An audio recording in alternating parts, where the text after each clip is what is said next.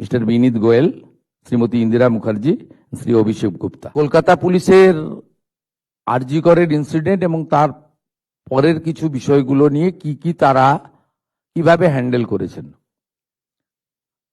Under the leadership of the chief secretary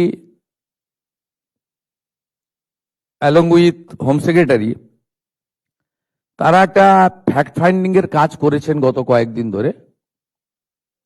সেইটা দেখার পরে ইনিশিয়ালি আজকে আমরা একটা অ্যাডমিনিস্ট্রেটিভ অ্যাকশন নিলাম।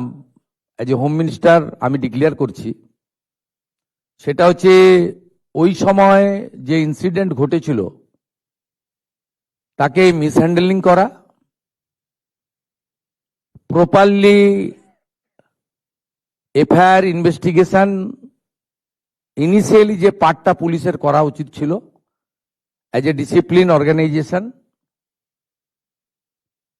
সেই বিষয়গুলো দেখা। আমরা কিন্তু মূল ইনভেস্টিগেশন পার্টে যাচ্ছি না, কারণ ওটা সিবিআই করছে এবং কোর্টে পেন্ডিং রয়েছে। আমরা শুধুমাত্র আমাদের সরকারের যে লোকরা ছিল, specially the senior police officers, the then Kolkata পুলিশের যারা ছিলেন সিপি এবং ইনক্লুডিং অল, এবং সবচেয়ে বড় অভিযোগ যেটা ইনিশিয়ালি আমাদের কাছে থ্রু মিডিয়া অনেকবারই এসেছে ভিকটিমের মাদারের পক্ষ থেকে, যে দুজন police officer on behalf of the state government টাকা দিতে চেয়েছিলেন। এটা তদন্ত করতে হবে যে অ্যালিগেশন কতটা, কিন্তু ইনিশিয়ালি আমরা মনে করি এই তদন্তগুলো করতে গেলে যাদের বিরুদ্ধে অভিযোগ পুলিশ আধিকারিক, তাদেরকে সাসপেনশনে রেখে তদন্ত করা উচিত, নইলে তদন্ত কখনো ট্রান্সপারেন্ট হতে পারে না। আমরা কিন্তু আবারও বলি, সিবিআইয়ের পার্টটা আমরা ঢুকছি না। খুব ব্রুটাল রেপ অ্যান্ড কিলিং ওসব ওই পার্টটাতে আমরা ঢুকছি না। হাইকোর্ট সুপ্রিম কোর্টের অনেকগুলো গাইডলাইন আছে, ওই পার্টে ঢুকছি না। আমরা শুধু সিচুয়েশনটাকে মিসহ্যান্ডেলিং করা, offer financial one type of bribe on behalf of the, কার পক্ষে নিয়েছেন ওনারা, যখন ইন্টারনাল ফ্যাক্ট ফাইন্ডিং হবে, ডিপার্টমেন্টাল ইনকোয়ারি হবে, তখন ওনাদের যাদের বিরুদ্ধে আমরা আজকে অ্যাকশন নিচ্ছি তার বক্তব্য নেব, এবং ভিকটিম ফ্যামিলি যদি চান তাদের বাড়িতে গিয়েও আমাদের অফিসাররা নিয়ে আসবে, এবং তার পারিপার্শ্বিক যা আছে, phone call record, WhatsApp chat, এগুলো আমরা পরে পরে বের করব। তখনকার যারা অফিসাররা ছিলেন তাদের সঙ্গে কাদের কাদের কথা হয়েছে, কোন মন্ত্রী মুখ্যমন্ত্রী দিদেন টাইমে তাদের কোনো ইনস্ট্রাকশন ছিল কিনা, এগুলো আমরা সব বের করব। কারণ ওদের যে অফিসিয়াল এবং পার্সোনাল, সেটা আপনার ইনভেস্টিগেশনের পার্ট। কিন্তু আমরা ওই মিসহ্যান্ডেলিং আর পরিবারকে বেআইনিভাবে অর্থ অফার করা, আর একজন ডিসি তার প্রেস কনফারেন্সের অ্যাটিটিউড এবং language in front of media, এটা আমাদের রাজ্যের ক্ষেত্রে খুব একটা সুখকর ছিল না।